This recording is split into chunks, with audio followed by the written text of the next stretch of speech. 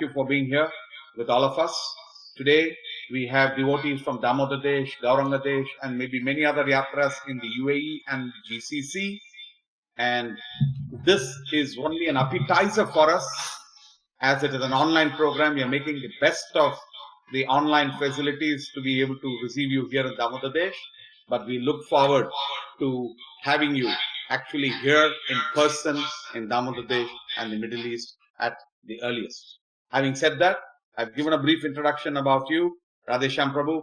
Looking forward to hearing from you. And as I had also indicated to you on the email, it will be you kindly pause after every sentence. We have Nand Kishore Prabhu who shall be translating in Hindi your lecture today.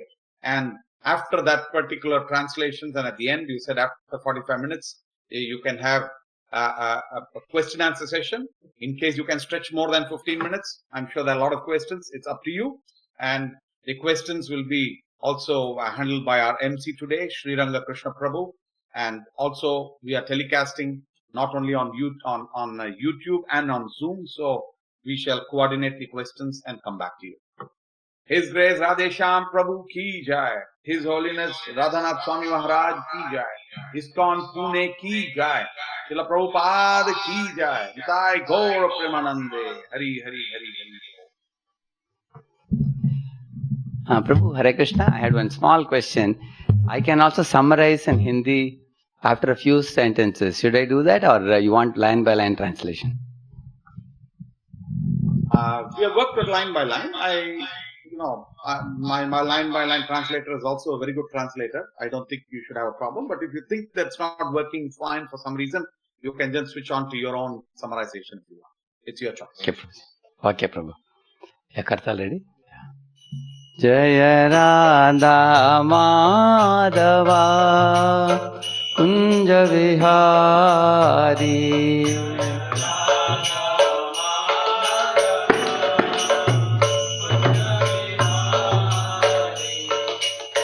Gopi Jana Vallabha Girivaradari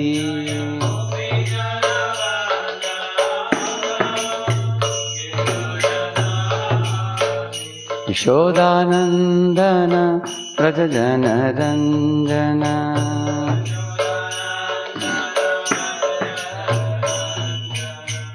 Yashodanandana Prajajana Ranjana Yamuna Tira Vanachari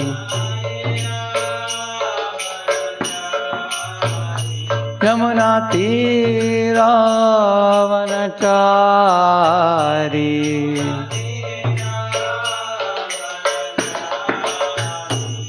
Jaya Radha Madhava Kunja Vihari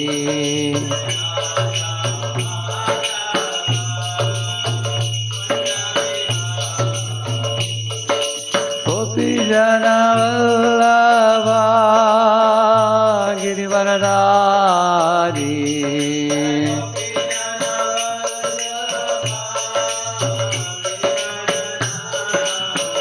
Yashodanandana Vrajajana Ranjana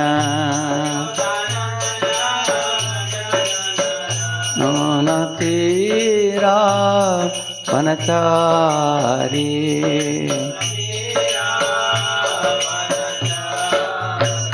Hare Krishna Krishna Krishna Hare Hare Hare Rama Rama Rama Hare Hare Hare Krishna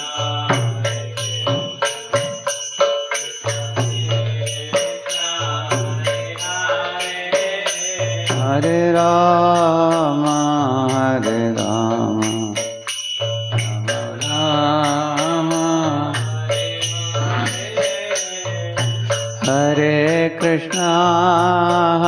Hare Krishna Krishna Krishna Hare Hare Hare Rama, Hare Rama, Rama Rama, Hare Hare.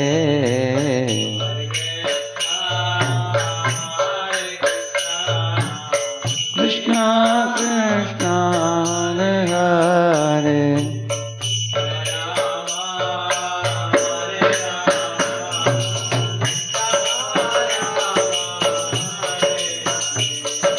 Hare Krishna, Krishna Krishna, Hare Hare. Hare Rama, Rama Rama, Hare Hare.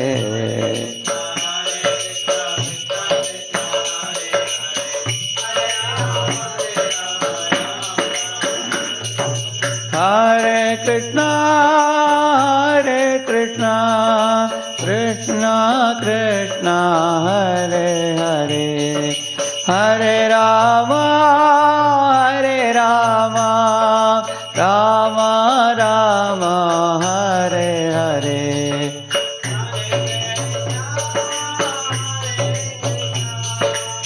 Krishna.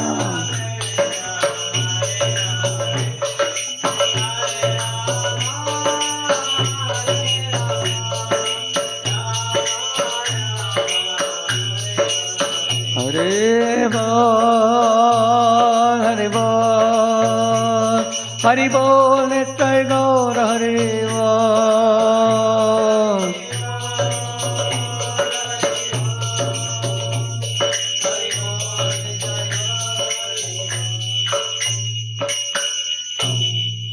Kali-yuga pavan Harinama Sankirtan ki, Ananta Koti Vaishnava Vrinda ki, Srila Prabhupada ki, Granthraj Srimad Bhagavatam ki. Om Ajnanatimirandhasya Jnananjana Shalakaya Chakshuvunmilitam Yena Tasmai Shri Gurave Namaha. Namo Vishnupadaya Krishna Prishtaya Bhutale Shrimate Bhaktivedanta Swaminiti Namine Namaste Saraswate Deve Gauravani Pracharine Nirvishesha Shunyavadi Paschatya Deshatarine Vancha Kalpatarubhyascha Kripa Sindhubhya eva cha Patitanam Pavanebhyo Vaishnavebhyo Namo Namaha. Jaya Sri Krishna Chaitanya Prabhu Nityananda Shri Advaita Gadadhara Shri Vasadi Gaura Bhakta Vrinda. Hare Krishna Krishna Krishna Hare Hare, Hare Rama Rama Rama Hare Hare. Om Namo Bhagavate Vasudevaya. Om Namo Bhagavate Vasudevaya. Om Namo Bhagavate Vasudevaya. Narayanam Namaskritya Naram Chaiva Narottamam Devim Saraswatim Vyasam Tato Jayamudiraye. Nashtaprayeshva Bhadreshu Nityam Bhagavata Sevaya. Bhagavatyuttama Shloke Bhaktir Bhavati Naishthiki. Krishnaya Vasudevaya Devaki Nandanaya Cha Nandagopa Kumaraya Govindaya Namo Namaha. Very glad to be of some service to His Grace Sri Vallabh Prabhu and also all the devotees of Damodar Desh. I have always... yeah, please, go ahead. Sorry. मैं बहुत प्रसन्न हूँ श्री वल्लभ प्रभु जी और दामोदर देश के सभी भक्तों की सेवा में लगकर. Many years ago, I got to meet the father of Sri Vallabh Prabhu, who is from South India. बहुत वर्षों पहले मुझे एक अवसर मिला था श्री वल्लभ प्रभु जी के पिताजी से मिलने का, जो दक्षिण भारत से हैं. From him, I had obtained one book of shlokas, which he used to teach the children in their locality. तो उनसे मुझे एक पुस्तक प्राप्त हुई थी श्लोकाओं पर, जो वो बच्चों को पढ़ाते थे अपने इलाके में. So I understood that the entire family of Sri Vallabh Prabhu is a very committed, dedicated Vaishnava family, and Father is glorious, and his sons are also glorious, and they are all doing wonderful preaching. And then I came to know more and more about Sri Vallabha Prabhu's preaching in the Gulf, starting with the children of during the Damodar month, and then eventually it expanded in a very big way to thousands of congregation there. तो मुझे उस समय ये पता पड़ा कि उनका पूरा परिवार बहुत ही प्रतिबद्ध है और समर्पित है, बहुत ही अच्छा वैष्णव परिवार है। उनके पिताजी बहुत यशस्वी हैं, उनके बेटे बहुत यशस्वी हैं, वो अधिक से अधिक प्रचार का कार्य कर रहे हैं। इस प्रकार से मुझे उनके प्रचार के कार्यों के विषय में पता पड़ा, जो गल्फ के देशों में चल रहा है, जो बच्चों के कार्यक्रम है, दामोदर मास का कार्यक्रम है, और इस प्रकार हजारों भक्ति वृक्षाओं के बारे में भी पता पड़ा। In this way, all of you practicing in Damodar Desh, you are practicing far more seriously than in India for one reason. I feel in India many people get diversified to many demigods worship, but you all are very fortunate and blessed to practice one-point devotion service to Sri Krishna by coming together in such large numbers. तो इस प्रकार आप लोग जो अभ्यास कर रहे हैं भक्ति में, वो बहुत ही अधिक गंभीर है भारतवर्ष में जो लोग जो प्रयास करते हैं भक्ति का। और उसका एक कारण मुझे ये लगता है कि यहाँ पर भारत में बहुत व्यक्ति आकर्षित हो जाते हैं देवी देवताओं की पूजा से। तो इस प्रकार से आप बहुत सौभाग्यशाली हैं कि आपको एक केंद्रित भक्ति श्री कृष्ण की करने का अवसर मिल रहा है बहुत ही भक्तों के संग में। Therefore, I am speaking on only one theme today, but which is a very vital theme. If this is understood, anybody will become very serious in spiritual life. तो इसलिए मैं आज एक विषय पर बात करूंगा, और ये बहुत ही महत्वपूर्ण विषय है, और अगर हम इसे अच्छे से समझ पाए तो हम बहुत गंभीर हो सकेंगे अपने आध्यात्मिक जीवन में। And this is the topic for today: Holy Land, free of hunger and anger. तो ये विषय है आज का, पावन भूमि, भूख और क्रोध से मुक्त। So in the Srimad Bhagavatam, it is mentioned, here is a verse which I am going to recite now. Ahastani sahastanam apadani chatushpadam falguni tatra mahatam jivo jivasya jivanam. So the meaning of this verse is given below. Ahastani, hasta means hands. Those living entities who don't have hands become food for those who have hands. तो अभी मैं प्रभु जी ने जो श्लोक पढ़ा, ये श्लोक पे प्रभु जी अब बोल रहे हैं, ये श्रीमद् भागवतम में है। हस्तानी सहस्तानाम अपदानी चतुष्पदाम फल्गुनी तत्र महताम जीव जीवस्य जीवनाम। तो इसका अर्थ ये है, पहला शब्द हस्तानी, के जिनको हाथ नहीं है वो भोजन बनते हैं उनके लिए जिनको हाथ हैं। Like worms, they don't have hands, they just move from place to place, and those worms are eaten by the birds, and therefore the birds have the claws with which they eat the worms. Yeah. तो जैसे कि कीड़े, उनको हाथ नहीं है, वो केवल एक स्थान से दूसरे स्थान पर चलते रहते हैं, और जो पक्षी हैं वो उनको खाते हैं अपने पंजों द्वारा। Yeah. And apadani chatushpadam means those who are devoid of, they become food for the four-legged, like cows are eating grass. फिर अपदानी चतुष्पदाम, जिनके पैर नहीं हैं वे भोजन बन जाते हैं उनके लिए जिनके चार पैर हैं। उदाहरण तौर पर जैसे गाय घास खाती है।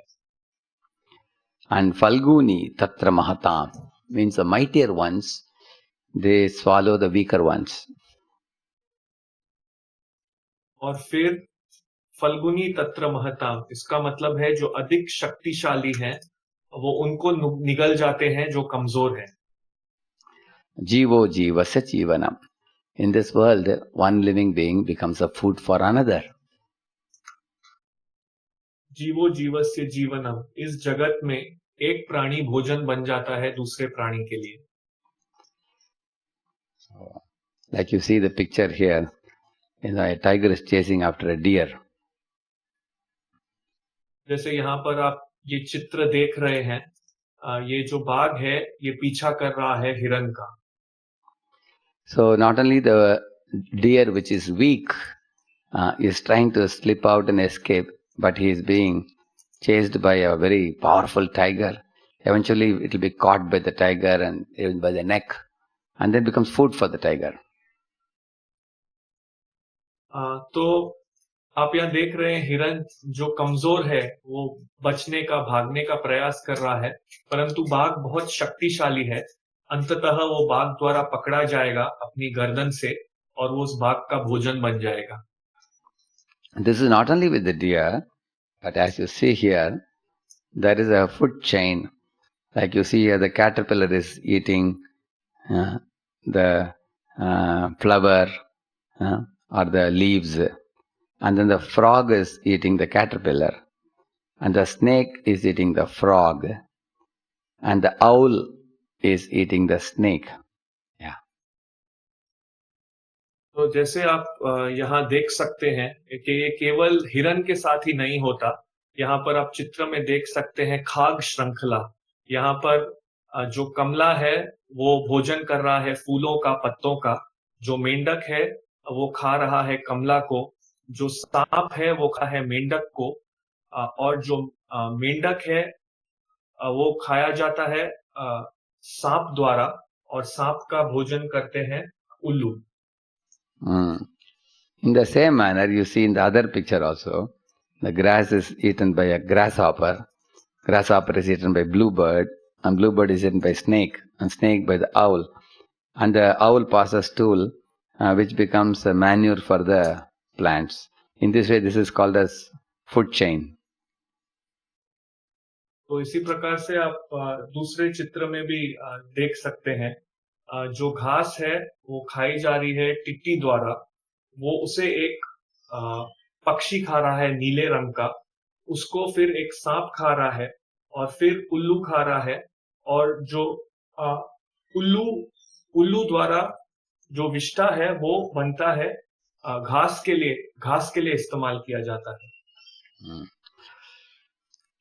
So in the top you find top left corner, a small fish is eaten by a bigger one, little bigger is by much bigger, and the very big fish eats the other one. In this way, one fish becomes food for another fish.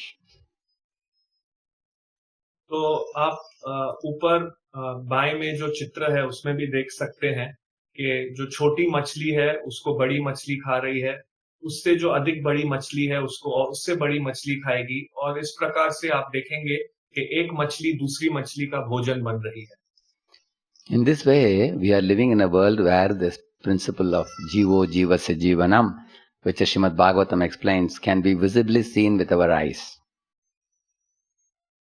तो इस प्रकार से हम देख सकते हैं कि हम इस जगत में जी रहे हैं जहाँ का सिद्धांत है जीव जीवस्य जीवनम, और भागवतम इसका वर्णन कर रही है और इसे हम अपनी आंखों से देख सकते हैं. Now this is not only in the birds kingdom or animal kingdom. If you see, a bigger businessman swallows many smaller businessmen. तो ये केवल पक्षियों और जानवरों के बीच में नहीं होता. आप देखेंगे एक बड़ा व्यापारी छोटे व्यापारी को निगल जाता है. Just like you must have heard, some big companies have swallowed smaller companies. Somebody told me the WhatsApp company is swallowed by whom? Facebook? Sir, Facebook has swallowed WhatsApp, yeah. WhatsApp company has swallowed the Facebook company. Similarly, Nokia also is purchased by another big company. Yeah. तो आपने सुना होगा कि एक बड़ी company छोटी company को खरीद लेती है और निगल लेती है, जैसे कि व्हाट्सएप को खरीद लिया है फेसबुक ने, नोकिया भी एक दूसरी कंपनी द्वारा खरीदी गई है. So in this way, in our Pune also we saw one big shopping mall came. When the shopping mall came, they were selling from potato to gold, all items, and the potato was only 10 rupees per kilo, while the small shops were selling for 40-50 rupees per kilo. So therefore, all people went to the shopping mall and purchased potatoes there, and all small shops got closed. After that, the big shop people got monopoly, shopping mall. Then they hiked up the price to 70 rupees, 80 rupees, because they have monopoly now. Yeah. तो ऐसे ही हमारे साथ पुणे में भी हमने देखा था कि एक शॉपिंग मॉल खुला था। वो आलू से लेके सोना हर वस्तु बेचता था। वो आलू केवल 10 रुपए किलो में बेचता था, जबकि बाहर छोटी छोटी दुकानें आलू को 40 से 50 रुपए में बेचती थी। इसलिए सब व्यक्ति आलू खरीदने उस शॉपिंग मॉल जाते थे, और इसलिए जो बाहर की छोटी दुकानें थी वो बंद हो गई। क्योंकि इस प्रकार उस शॉपिंग मॉल को ग्राहक मिल गए, ज्यादा अधिकार हो गया, तो उसने आलू की कीमत बढ़ा दी, लगभग 70-80 रुपए में उसे बेचने लगा। So in the same manner, in this picture you see here, on the right side I have shown, in the British times, the British fellows would get many services done by Indians like slaves. Like one Indian is fanning him, another Indian is putting shoes or massaging his feet or whatever. So in this way, the weaker ones are exploited by the stronger ones. तो यहाँ पर आप इस चित्र में यहाँ मैंने डाला हुआ है, उसमें देख सकते हैं दाईं ओर जो चित्र है कि अंग्रेजों के समय में बहुत सारे निम्न कार्य भारतीयों से कराए जाते थे अंग्रेजों द्वारा। जैसे आप देख रहे हैं, एक व्यक्ति पंखा हिला रहा है, एक जूते पहना रहा है। तो इस प्रकार से जो कमजोर व्यक्ति है वो उपयोग किया जाता था शक्तिशाली व्यक्ति द्वारा। Now everybody will think, oh, if this is the nature of the world, better become the strongest person so that we can keep everybody in our control. तो अब हर व्यक्ति इस प्रकार सोचेगा कि अगर यही स्वभाव है इस जगत का, तो अच्छा होगा कि मैं सबसे शक्तिशाली बन जाऊं और औरों को अपने नियंत्रण में रख सकूं। Nowadays, I find sometimes some mothers come to me and tell me, Prabhuji, don't teach my son to be humble and tolerant and simple and courteous and all, because the world has become very aggressive. So teach my son how to be strong and tough in nature, so that he'll be able to cut the nose of his friends and be able to climb on their shoulders. Like that some mothers say. तो आजकल मैं देख रहा हूं कि मेरे पास काफी माएं आती हैं और कहती हैं कि हमारे बच्चों को आप विनम्र होना, सहिष्णु होना, सरल होना, इस प्रकार के गुण नहीं सिखाइए, क्योंकि आजकल जगत बहुत आक्रामक हो गया है।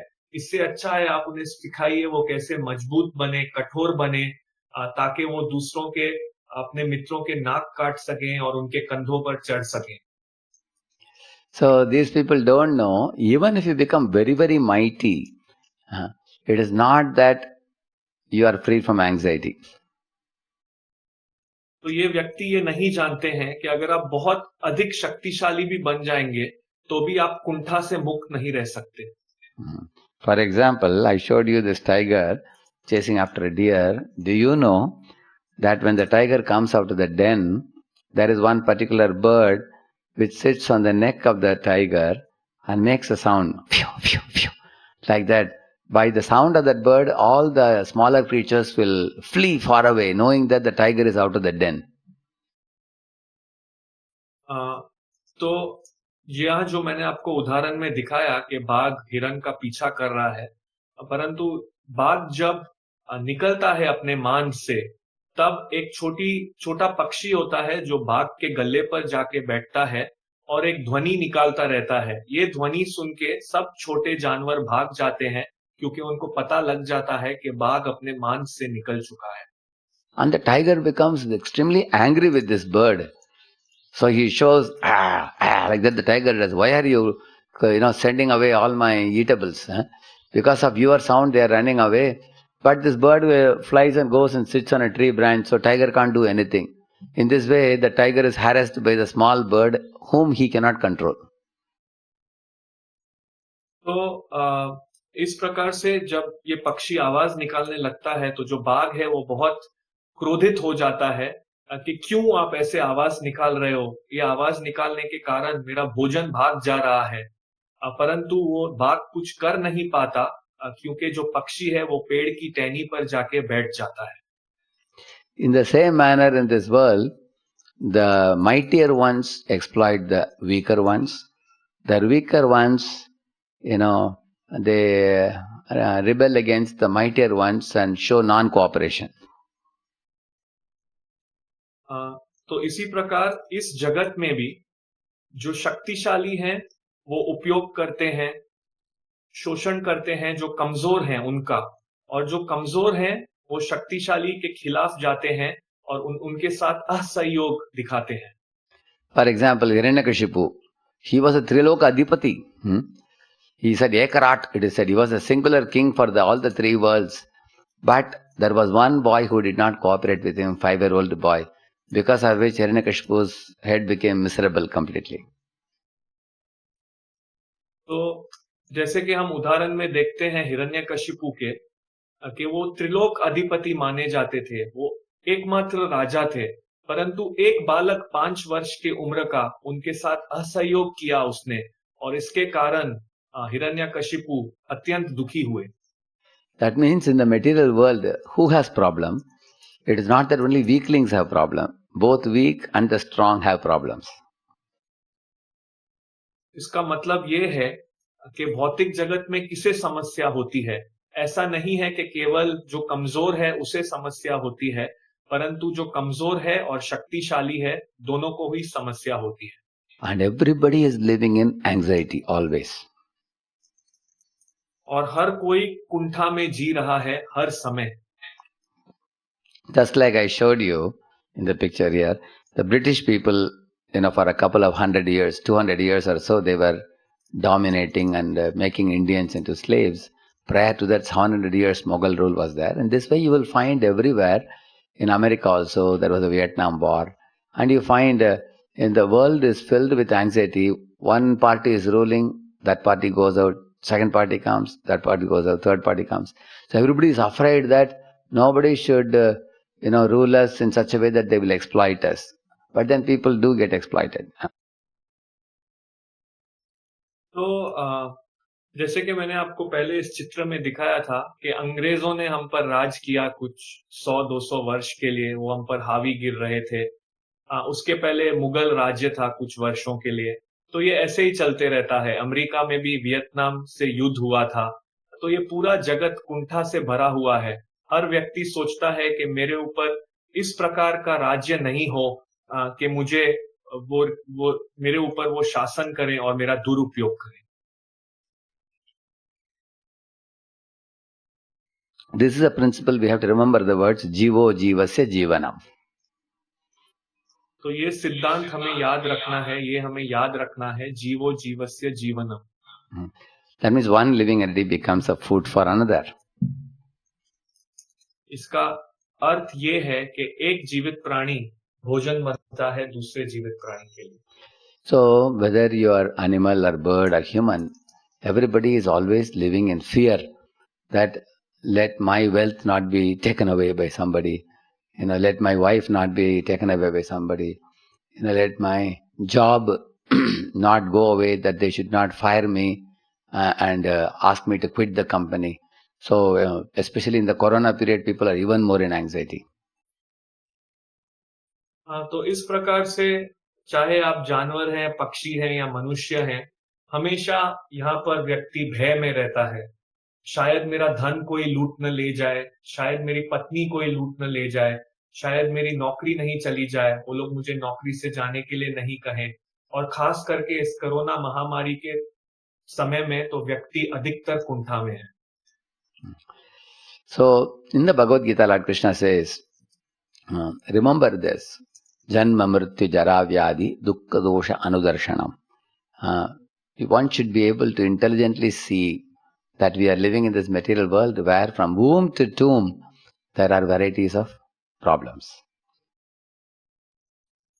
तो भगवान श्री कृष्ण भगवद गीता में कहते हैं, इसे आप याद रखिए, जन्म मृत्यु जरा व्याधि दुख दोषानुदर्शनम, कि हमें बुद्धिमता की दृष्टि से देखना है कि इस जगत में इस स्थान से उस स्थान तक बहुत तरह की समस्याएं ही हैं. When I was a small boy in my village, I used to think that I can always be in the lap of my mother and playing with her at home. for all life. But one day I saw she bathed me, dressed me when I was a 5-year-old boy. In those days there was no LKG, UKG and all. Directly we would go to first standard. So she decorated me in a uniform, school uniform. She put socks and shoe and everything and got me ready. I asked, what is this new thing today? She said, yeah, it's a very special day today. You will come to know. And then she took me to the bus stop. And then she handed me over to one khaki conductor with a big mustache. And that fellow took me and put me in the bus and closed the door. And I cried like anything from the window. And mother was smiling and saying, tata, tata to you, carry on. Like that she was doing. And I was crying and I was punching that fellow. So all day I was crying that day. So this is the first time I was separated from my mother. Yeah. तो मुझे याद है जब मैं एक छोटा बालक था अपने गांव में, मैं हमेशा सोचता था कि मैं सदैव ही अपनी माँ के गोद में रहूंगा और खेलता रहूंगा अपना पूरा जीवन।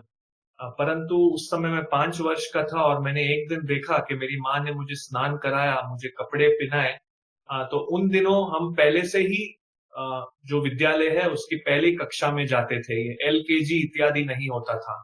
तो मेरी माँ ने मुझे कपड़े पहनाए, स्कूल की पोशाक, विद्यालय की पोशाक पहनाई, मोजे पहनाए, जूते पहनाए, मुझे तैयार किया।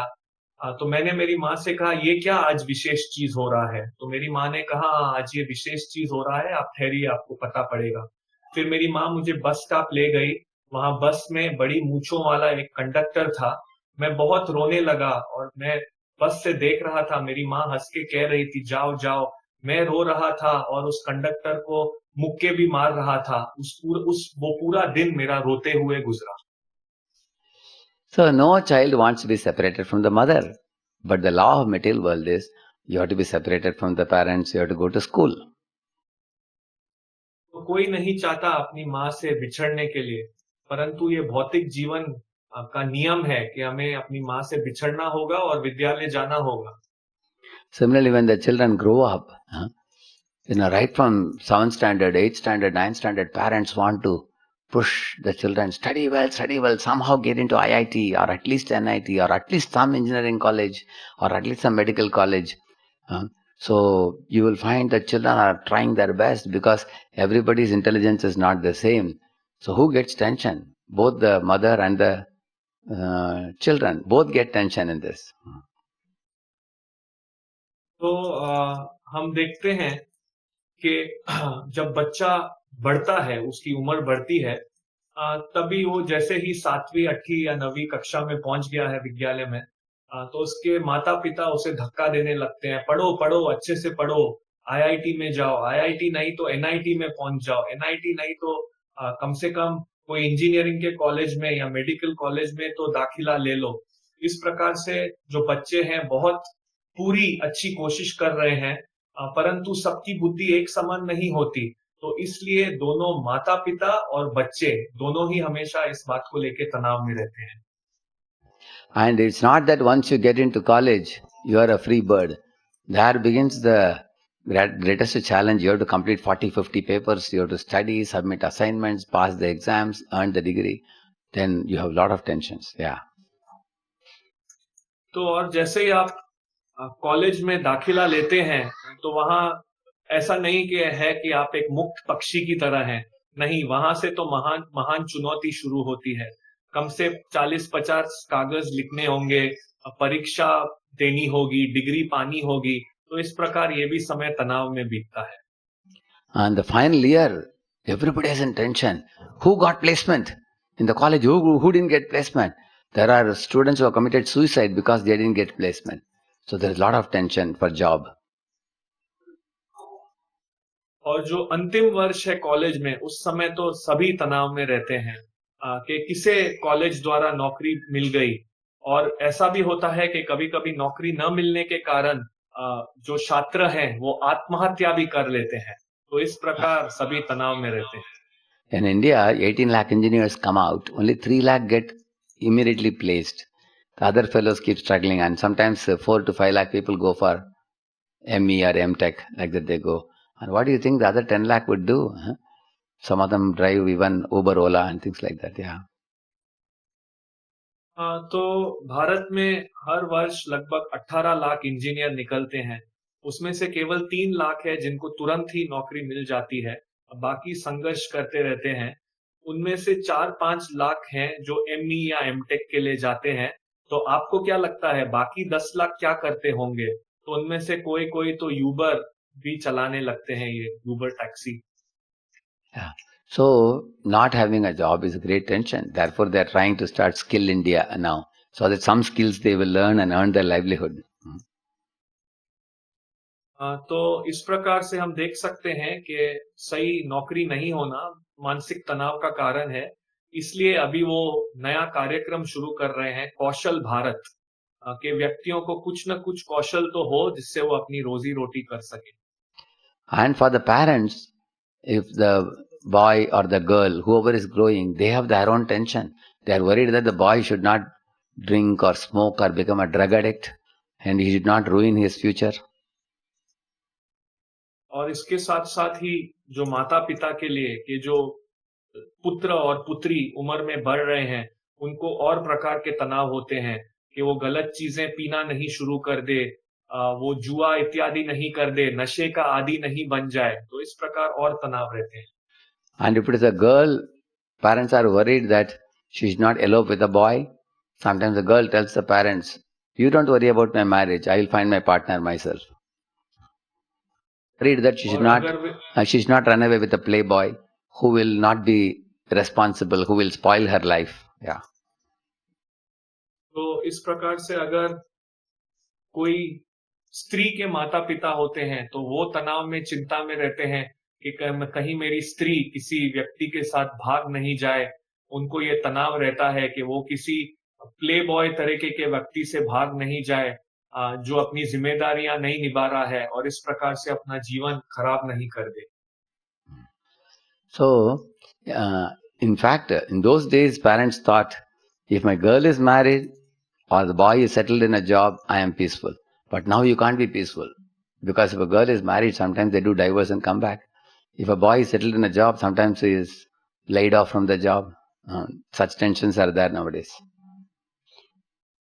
तो उन दिनों तो ऐसा होता था वास्तव में कि अगर लड़की की शादी हो गई हो और पुत्र अगर नौकरी में लगा हुआ हो, तो माता पिता कहते थे ये काफी है हमारे लिए और वो शांत रहते थे। परंतु अब ऐसा नहीं होता, क्योंकि अगर उनकी पुत्री की शादी हो भी गई हो तो कभी कभी वो तलाक दे के वापस आ जाती है।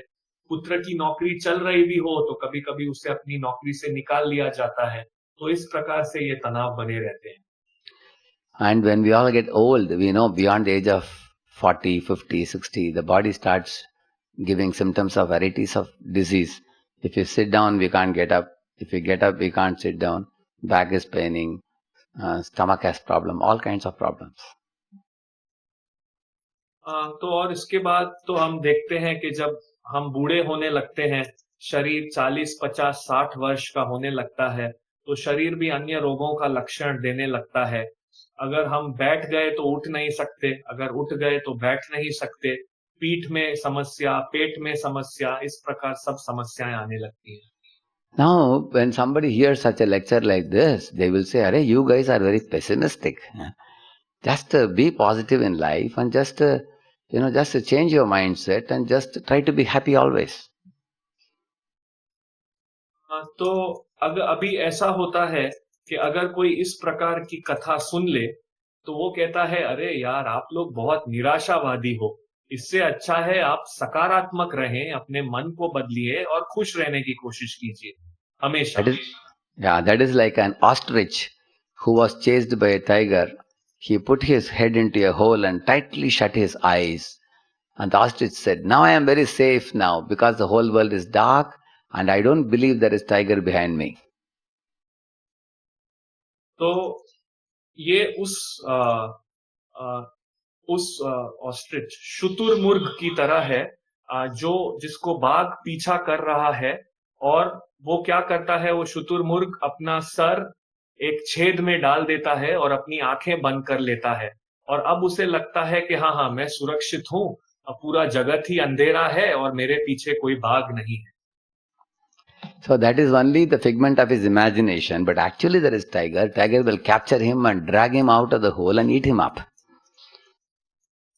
तो ये केवल उसकी कल्पना है, परंतु वास्तव में तो बाघ है। बाघ उसे उस छेद से बाहर निकाल ले आएगा खींच के और उसे खा लेगा।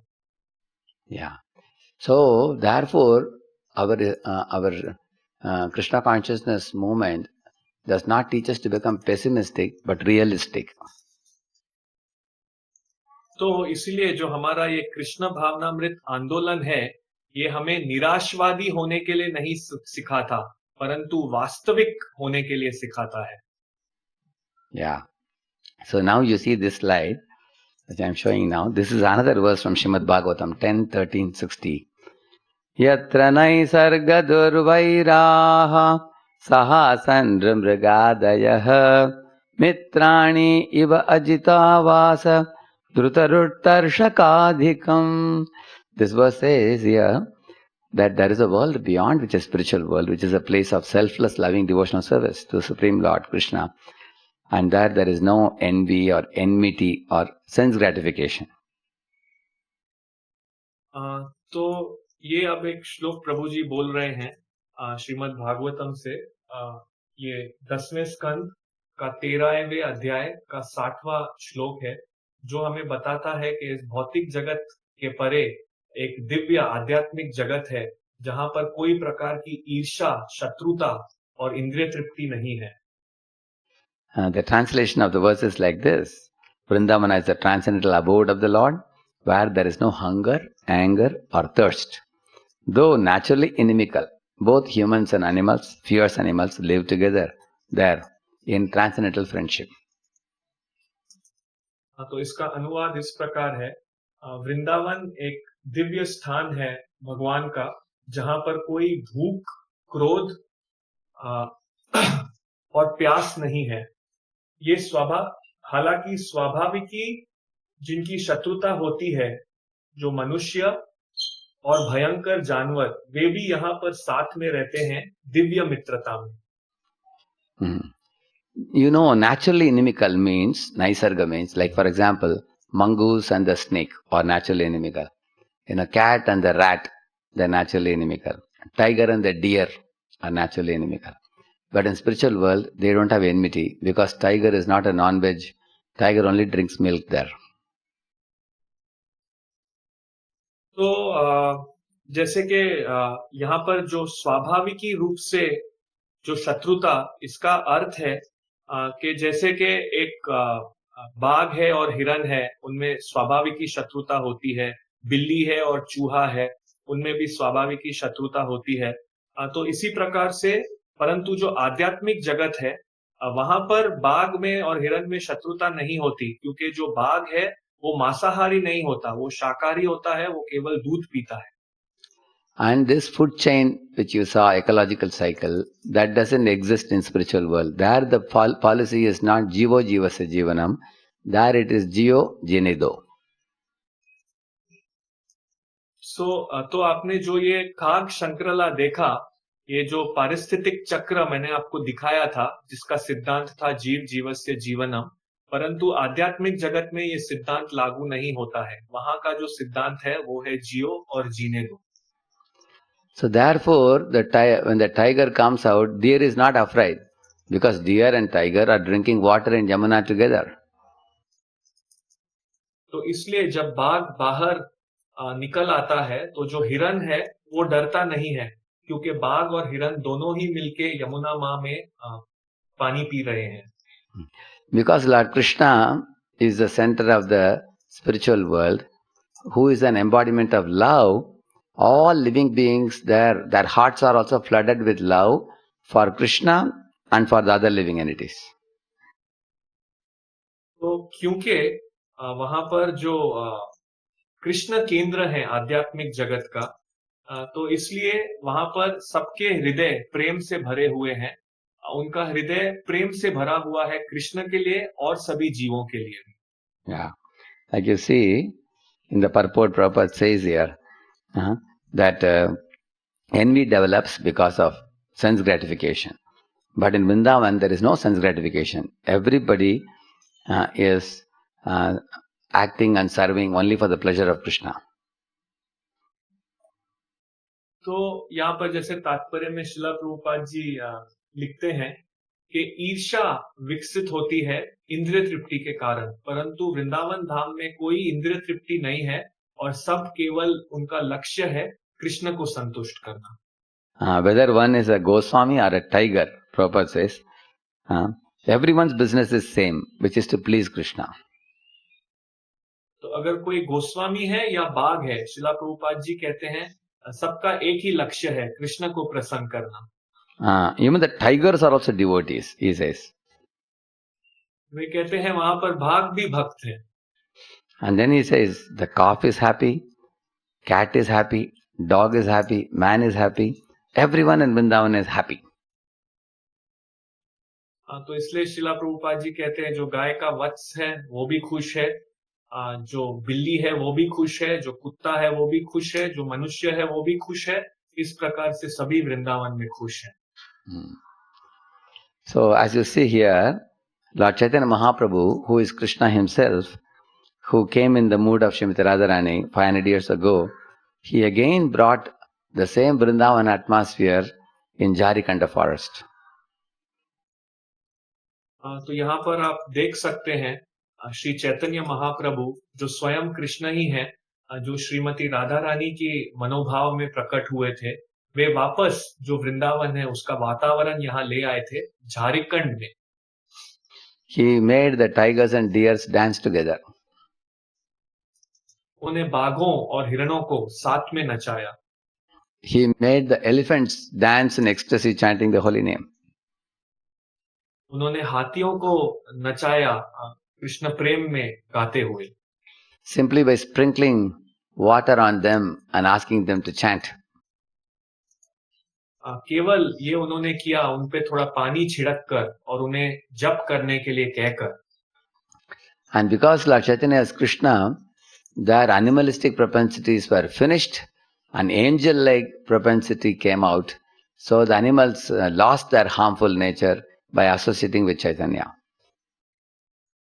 तो क्योंकि श्री चैतन्य महाप्रभु कृष्ण ही है, तो उनकी जो जानवर जैसी स्वभाव था वो बदली हो गया और देव दूतों जैसा स्वभाव उनमें दिखाई दिया, और वो जो उनका हानिकारक प्रकृति थी उन जानवरों की, उन्होंने उसे खो दिया. We all have an angel and an animal within us. By chanting Hare Krishna and living a life in accordance with Bhagavad Gita and Srimad Bhagavatam, associating with devotees and rendering devotional service, keeping Krishna in the center, you will see that the animalistic propensities are driven away and angel-like propensities will be blossomed in our personality. तो हम सभी में भी देवदूतों जैसा और जानवर जैसा स्वभाव अंदर है, परंतु हम देखेंगे कि जब हम हरे कृष्ण महामंत्र का जप करेंगे, अपने जीवन को शास्त्र, भगवत गीता और श्रीमद् भागवतम के बताए हुए सिद्धांतों पर जिएंगे, भक्तों का संग करेंगे, भक्ति करेंगे, कृष्ण को केंद्र में रखेंगे, तो हमारी जानवर प्रवृत्ति बदली हो जाएगी और देवदूतों जैसी प्रवृत्ति हमारे अंदर जागृत हो जाएगी. The nature of the living entity is in Vaikuntha. तो या जो जीवित प्राणी का जो स्वभाव है वो वैकुंठ में है. In the Vaikuntha, the jivas are without desires for sense gratification. Vaikuntha में जो जीव हैं उनको इंद्रिय तृप्ति की कोई इच्छा नहीं है. वसन्ति यत्र पुरुषाः सर्वे वैकुण्ठमूर्तयः ये निमित्त निमित्तेन धर्मेण आराधयन् हरिम्. This verse says that everybody is very fond of loving and serving the Lord, and nobody is selfishly thinking about their own sense gratification.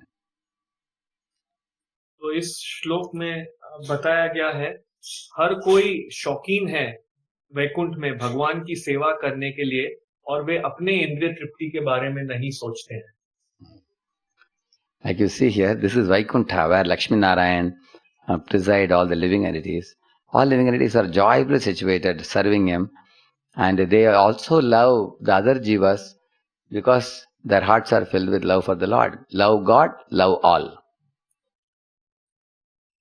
तो यहाँ पर आप इस चित्र में देख सकते हैं कि लक्ष्मी नारायण जो अध्यक्ष हैं वैकुंठ धाम के, और वहां पर जो अन्य सेवक हैं उनके, वे आनंद में हैं भगवान की सेवा करते हुए, और वे और सभी व्यक्तियों, जीवों से भी प्रेम करते हैं क्योंकि उनका हृदय भगवान के प्रेम से भरा हुआ है। भगवान से प्रेम कीजिए, सबसे प्रेम कीजिए। This verse, very famous verse, in the 3rd canto, 15th chapter, he talks about how in the spiritual world, although there are various sweet singing birds like the peacocks and the parrots and the cuckoos, they are all called royal birds. Because you all have heard their sounds like cuckoo, they sweetly sing. But when the bumblebee came from Narayana, Lord Narayana's garland, after seeing Lord Narayana's beauty, he wanted to describe Lord Narayana's glories. So immediately the sweet singing birds kept quiet because they wanted to hear from the bumblebee. In this way, they all are very humble. तो ये बहुत ही प्रसिद्ध श्लोक है श्रीमद् भागवतम का, जो अभी प्रभु जी ने यहाँ पर दिखाया था, 3:15-18, और उसमें ये कहा गया है कि आध्यात्मिक जगत में मोर है, तोते हैं, कुकू नामक पक्षी हैं, और इन्हें बहुत ही शाही पक्षी कहा जाता है। आपने उनका आवाज सुना होगा, ऊ ऊ। परंतु जब भौरा आता है, भगवान के जो फूलों की माला है उससे, नारायण के फूलों की माला से, वो नारायण की सुंदरता देख के उसके सुंदरता का वर्णन, उसका महिमा करना चाहता है, तो सब ये जो शाही पक्षी हैं उस समय वो शांत हो जाते हैं उस भौरे से सुनने के लिए। वे इतने विनम्र हैं। Because they are not proud of their own sweet voice. That is another characteristics of Vaikuntha. Everybody thinks other devotees are better than me. तो ये इसलिए है क्योंकि वे, उन्हें अपने मीठी आवाज पर गर्व नहीं है। ये एक और लक्षण है वैकुंठ का। हर भक्त सोचता है दूसरा भक्त मुझसे अधिक बेहतर है। Similarly, here in this verse you find there are a dozen types of fragrant flowers mentioned. Like you all know, the jasmine, or lotus, or lily, or nagakeshara. So like that there are many nice smelling parijata, that type of plants are available in the spiritual world. But although they all are very fragrant, when they see Tulasi, Lord Narayana wearing a Tulasi garland and coming, they all bow down to Tulasi. Because they know Tulasi doesn't have smell or nice fruits, but she is very dear to the Supreme Lord. So they all bow down. तो इसी प्रकार से इसी श्लोक में आप देख सकते हैं कि लगभग 1 डजन प्रकार के फूल हैं, बहुत सुगंधित फूल, जैसे कि चमेली, कमल, लिली, परिजात। इस प्रकार से ये बहुत ही सुगंधित फूल हैं। परंतु वो जब तुलसी महारानी को देखते हैं भगवान की माला में आते हुए, तो वो उनके सामने झुक जाते हैं, क्योंकि वो जानते हैं कि तुलसी में सुगंध या वो अच्छे फल नहीं है, परंतु फिर भी वो भगवान की बहुत प्रिय है। Tulsi is offered at the lotus feet of Krishna, Narayana. Everybody knows. So they naturally respect. They are not proud of their own fragrance.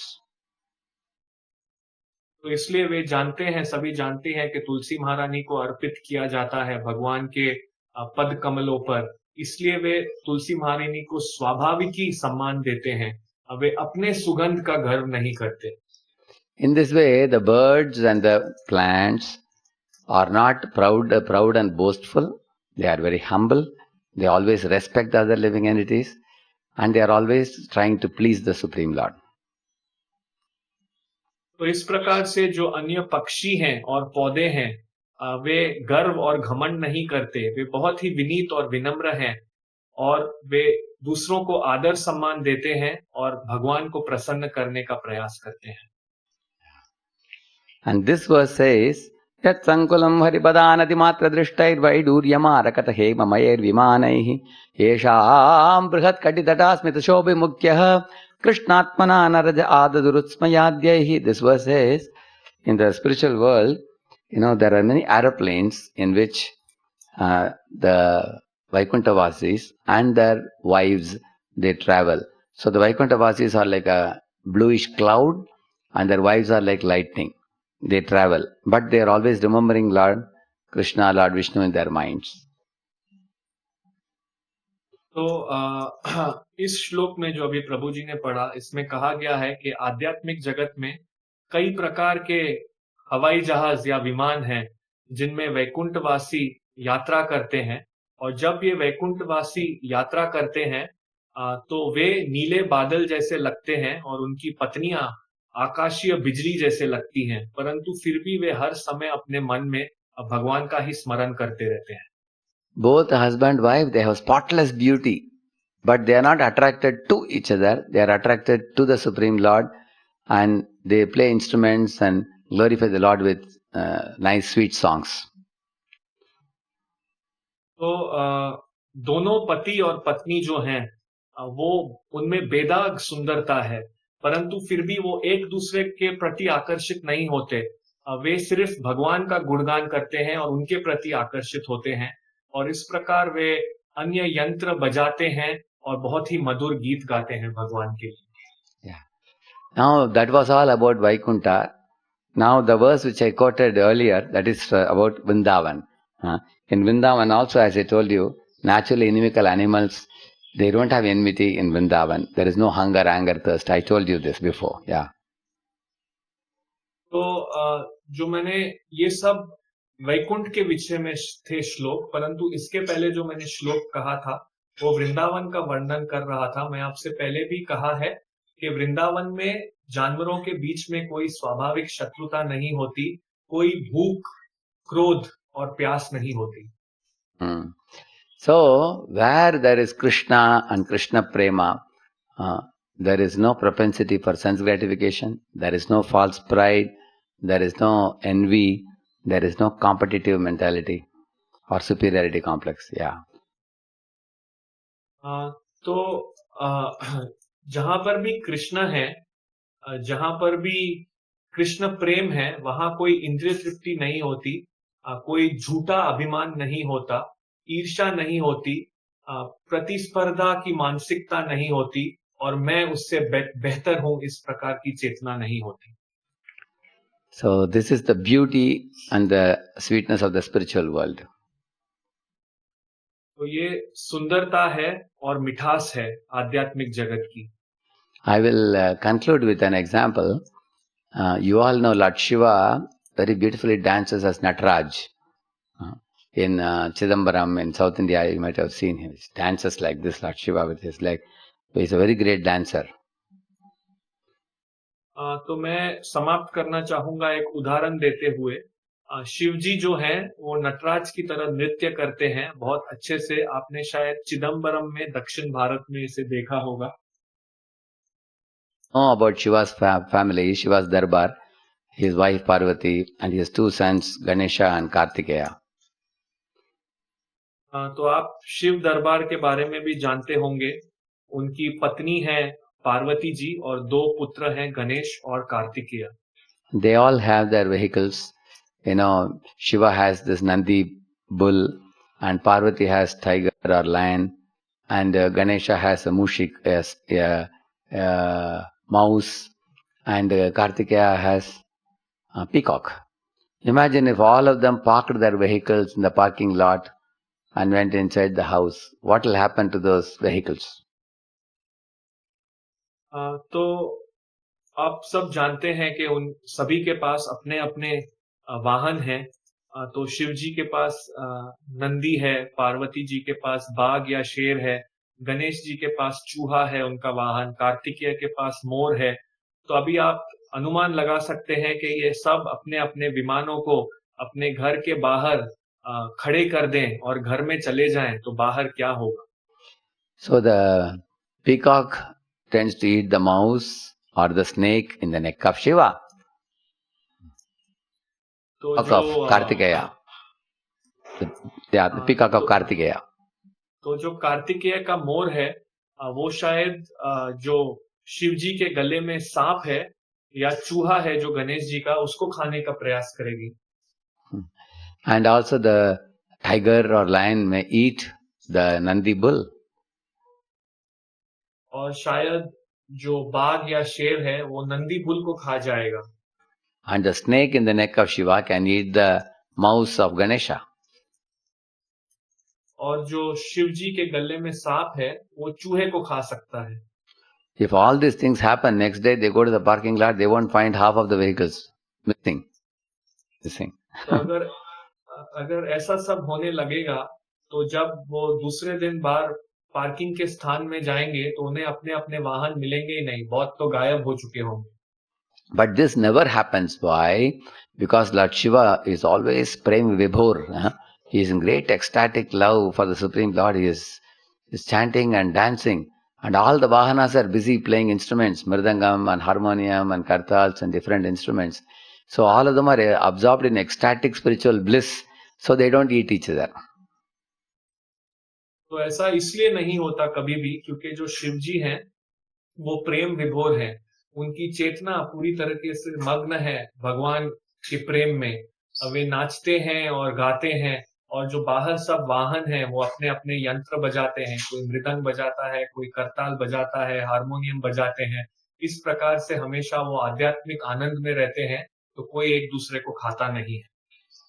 And if we follow the same principle by becoming sincere, serious and strict in our practice of Krishna consciousness, then our homes also will be like Vaikuntha. And instead of trying to swallow each other or dominate each other, we will experience the mood of Vaikuntha even at home. And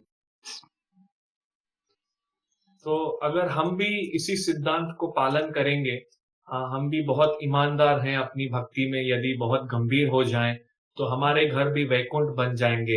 एक दूसरे को निगलने के बजाय, एक दूसरे को हावी करने के बजाय हम भी इस वैकुंठ भावना में ही अपने घर में रह सकते हैं। Great personalities like Prahlad, Ambarish Maharaj, Yudhishthir Maharaj, Parikshit Maharaj, they all lived even in this world in blissful Krishna consciousness without getting affected by the troubles given by other living beings.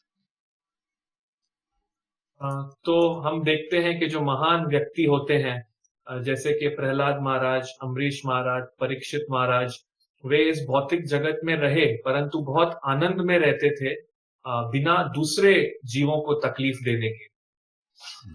So that holy land of Vrindavan can be experienced right here and now by taking to Krishna consciousness very seriously.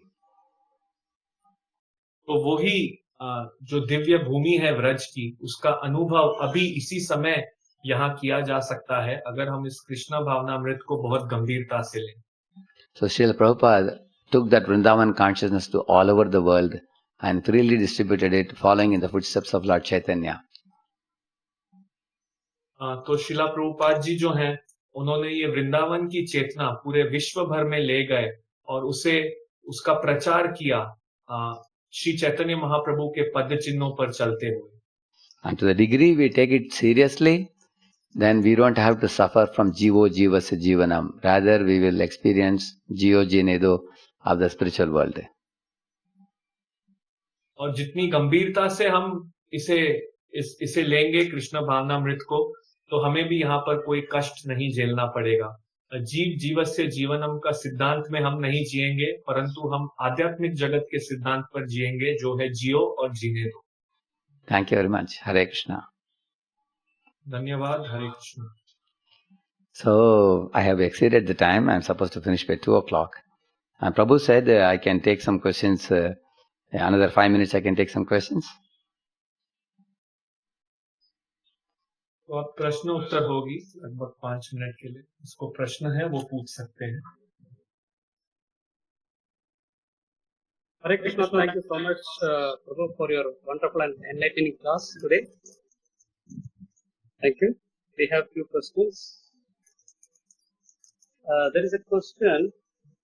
Hare Krishna, Prabhuji, what is anxiety or kunta? How can we understand this and how can we overcome this problem? How to overcome the anxiety problem, is it? तो पहला प्रश्न ये है कि कुंठा क्या है, इसे हम कैसे समझें और इस पर कैसे काबू पाएं। I explained what is kunta in more than half of my lecture. मैंने मेरे आधे से ज्यादा कथा में कुंठा क्या है इस बात की व्याख्या की है। Yeah. And our Krishna consciousness movement is started to make everyone happy, Prabhupada said. और हमारा कृष्ण भावनामृत आंदोलन जो है उसकी शुरुआत हुई है सबको खुश करने के लिए, शिला प्रभुपाद जी ने ये कहा है. And how will we become happy? Not by fighting in this material world to set right things, but by taking to chanting Hare Krishna, studying Gita Bhagavatam, and living the life in the mood of a servant of the servant. So, as Lord Chaitanya taught, and Srila Prabhupada exemplified it. So, in this way, by becoming Krishna conscious, we can rise above the situation of Kuntha. तो हम कैसे खुश होंगे इस जगत में? एक दूसरे से वस्तुओं के लिए लड़कर हम खुश नहीं होंगे. हम खुश होंगे हरे कृष्ण महामंत्र का जप करके, गीता भागवतम पढ़ के, हम दासों के दास हैं इस भावना में रह के, जैसे कि श्री चैतन्य महाप्रभु ने इसे सिखाया और शिला प्रभुपाद जी ने इसे उदाहरण तौर अपने जीवन में जीकर हमें दिखाया. तो जब हम कृष्ण भावनामृत की चेतना में ऊंचे उठेंगे तब हम कुंठा से निकल सकते हैं. See, last year in one of the IITs, one boy jumped from a 7-story building and committed suicide because of fear of insecurity and job and everything. But Pandavas, they suffered terribly. Their wife was insulted, they were driven away to forest, their kingdom was not given back. Bhima was fed poison, but Pandavas never committed suicide because they had Krishna with them. तो पिछले वर्ष IIT में एक छात्र ने 7वें माले की इमारत की 7वें माले से कूदकर आत्महत्या कर ली थी. क्यों उसे भय था, वो असुरक्षित महसूस करता था अपनी नौकरी इत्यादि को लेकर. परंतु जो पांडव हैं उनको भी बहुत अधिक पीड़ा हुई थी. उनकी पत्नी का अपमान हुआ था, उनसे राज्य छीन लिया गया था, उन्हें जंगल में बेच दिया गया था, उन्हें खाने में जहर देके मिलाया गया था. परंतु फिर भी उन्होंने कभी आत्महत्या नहीं की क्योंकि उनके पास कृष्ण और कृष्ण भावना थी. And this is the secret. Keeping Krishna as the main goal of our life, we can withdraw from the horrible situation of the material world and experience spiritual world right here.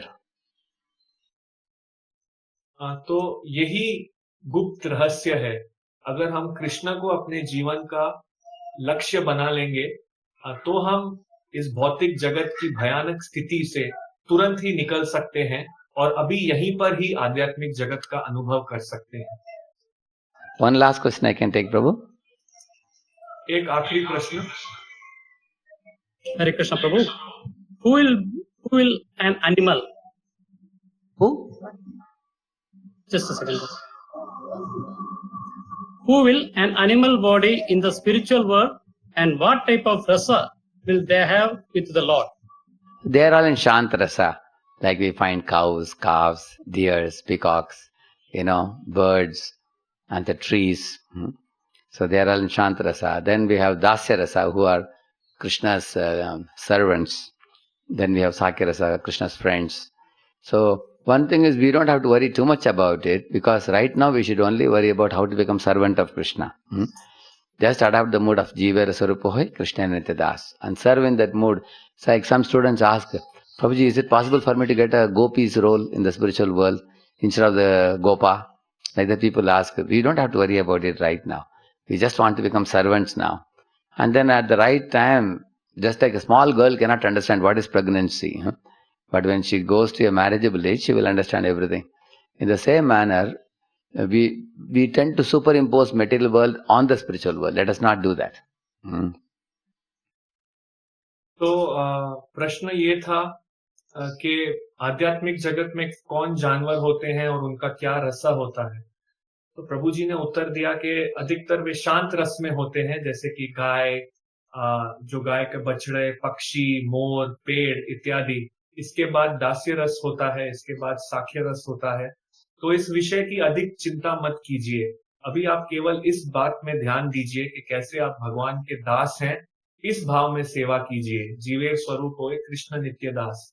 कभी कभी कोई छात्र मुझसे आके पूछते हैं, प्रभु जी क्या मैं आध्यात्मिक जगत में गोपी का शरीर मिलेगा क्या गोपा के अलावा? तो इस बात पे चिंता मत कीजिए. हम सब भगवान के दास हैं. इस चेतना में रहिए. जैसे कि एक छोटी लड़की वो गर्भावस्था के बारे में अभी नहीं जान सकती, परंतु जैसे ही उसका विवाह का उम्र आएगा तब वो इस बात को समझ जाएगी।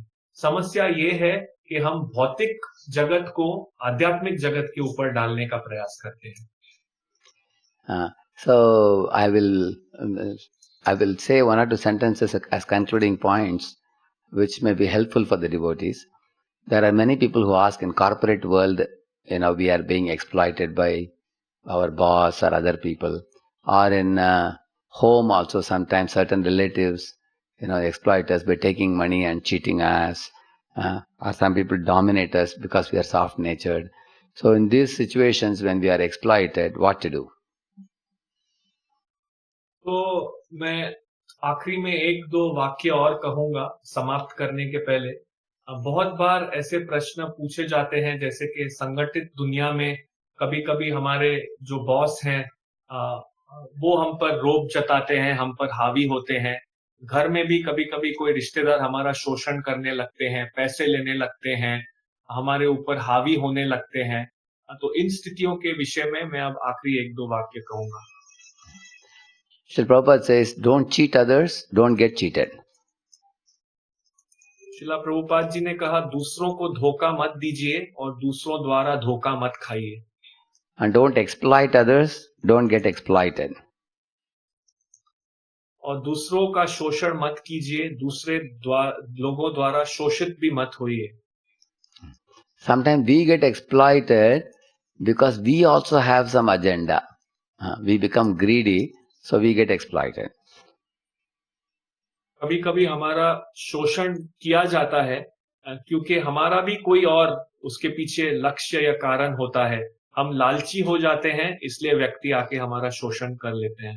So I had spoken one lecture called Tit for Tat or Tolerate That. This I spoke in Prerana lectures in Mumbai. So that is about 1.5 hours lecture, and that will give you very clearly on, how not to be aggressive, how not to be passive, but to be assertive. तो मैंने इस विषय में एक कथा दी है, उसका कथा का शीर्षक है जैसे को तैसा या बर्दाश्त करो। ये कथाएं मैंने प्रेरणा व्याख्यान के दौरान दी है। ये लगभग 1.5 घंटे की कथा है और उसमें साफ साफ बताया गया है कि निष्क्रिय होने के बजाय आप मुखर रहे। Especially in the modern times. In the modern times, the world is in a very challenging situation. We don't want to make others suffer, and we don't want to suffer from others also. Try our best to live in this world, keeping Krishna in the center, spiritual life in the center, and go back home, back to Godhead. तो खास तौर पे अब के आधुनिक समय में विश्व बहुत ही चुनौतीपूर्ण स्थिति में है। हम नहीं चाहते कि दूसरों को सताएं और ये भी हम नहीं चाहते कि दूसरों द्वारा हम सताए जाएं। तो इसलिए हमें सबसे अच्छी कोशिश और प्रयास करना चाहिए कृष्ण को केंद्र में रखने के लिए, आध्यात्मिक जीवन को केंद्र में रखने के लिए और वापस भगवत धाम लौटने के लिए। I have put the Tit for Tat lecture link in the chat. You may see it if you are interested. You can see that. Okay. तो ये जैसे को तैसा जो कथा मैंने की है, ये जो हमारे ऑनलाइन चैट में मैंने इसका लिंक डाल दिया है। आप में से जो इसे सुनना चाहें कृपया सुन सकते हैं। So I thank Sri Vallabh Prabhu and all the organizers and devotees there, and also all of you for your enthusiasm in participating in the program today. And you gave me an opportunity to glorify Krishna and remind myself also of my duties. And all of you are most welcome. I am based in ISKCON NVCC, New Vedic Cultural Center in Pune. We have a beautiful 6-acre land, nice temple here. I have seen many of the Gulf devotees coming here to Pune, and groups of 30-40 devotees. So I wanted to extend my invitation to Sri Vallabh Prabhu and all of you, and give us an opportunity to serve all of you. And His Holiness Jayapataka Maharaj has come here several times in Pune and inspired all of us here. In fact, one of the recent times he went home to home online in one of the occasions when he came to Pune recently. So I am very grateful to Maharaja for expanding preaching in the Gulf as well as all over the world in such a big way. He has done a miraculous preaching, very faithfully following in the footsteps of Prabhupada with such loyalty. And when I see all of you, when I see your enthusiasm, it immediately reminds me of His Holiness Jayapataka Maharaj. You know, you're all expansions of his enthusiasm. So I'm very happy to meet all of you. Thank you. तो प्रभु जी कह रहे हैं, मैं धन्यवाद करना चाहूंगा श्री वल्लभ प्रभु जी का और इस कार्यक्रम के और सभी आयोजकों का, आप सभी का जिन्होंने इतने उत्साह से सुना और मुझे अवसर दिया भगवान श्री कृष्ण का गुणगान करने के लिए, साथ साथ मुझे मेरे कर्तव्यों को भी दोबारा याद दिलाया। अब मैं आप सभी का स्वागत करता हूं। मैं निवास करता हूं इस्कॉन एनवीसीसी पुणे में। यहाँ पर 6 एकड़ की जमीन है, एक बहुत ही अद्भुत मंदिर है। कभी कभी मैं देखता हूँ 30 से 40 भक्त गल्फ के यहाँ पर आते हैं। तो मैं आमंत्रित करता हूँ श्री वल्लभ प्रभु को, आप सभी को। श्री जयपताका स्वामी महाराज जी भी काफी समय पुणे आ चुके हैं और हमें प्रभावित कर चुके हैं। हाल ही में एक ऑनलाइन कार्यक्रम हुआ था जहां पर श्री जयपताका स्वामी महाराज जी घर घर गए थे पूना में। मैं महाराज का बहुत आभारी हूँ कि उनके वजह से गल्फ देशों में और पूरे विश्व भर में इतना प्रचार चल रहा है। वे इतनी ईमानदारी से शिला प्रभुपाद जी के आदर्शों का पालन कर रहे हैं। जब भी मैं आप सब का उत्साह देखता हूँ तो तुरंत मुझे श्री जयपताका स्वामी महाराज जी याद आते हैं। आप सभी जयपताका स्वामी महाराज जी के उत्साह के विस्तार हैं। हरे Krishna. Also, I have never seen such a precise translator in my life till date. First time I heard such an amazing translation. Prabhu, please bless us. Hare Krishna. Name Prabhu, translator, such a beautiful. Thank you, Prabhu. So we have His Grace Nand Kishore Prabhu is a disciple of His Holiness Bhakti Vigyaminash Narasimha Swami Maharaj. Okay. And he is a wonderful devotee, and he does all our printing, digital work, and he's a wonderful preacher himself. Thank you for giving him the opportunity. His Grace Radhesham Prabhu, I thank you very much for being here with us today for your wonderful classes, and a repertory is such a huge variety of sessions and classes that you give. I think it is amazing. We look forward to more and more association, and we really look forward to having you personally here, and not just in Damodar Desh, all over the UAE and all over the Middle East. And I definitely look forward to visiting Pune, having wonderful darshan of your deities as well as the Balaji deities in Pune. And so I think I've also been inspired by so many things that Pune does. I also thank you from the bottom of my heart for the wonderful Vaishnava song app, which every single person of ISKCON is definitely doing. That's also ISKCON Pune product. You are trendsetters in everything. And thank you very much for everything. Okay, Radhesham Prabhu. And my obeisance is to not just you, all the devotees of Pune. And looking forward to visiting your temple. Thank you. Hare Krishna. Shri Prabhupada ki, Gaur Bhakta Vrinda ki. Radhesham Prabhu ki jai. Vansha kalpatubhyasya kripa sindhubhyo cha patitanam pavanebhyo Vaishnavebhyo namo namaha. Namaste. Hare Krishna.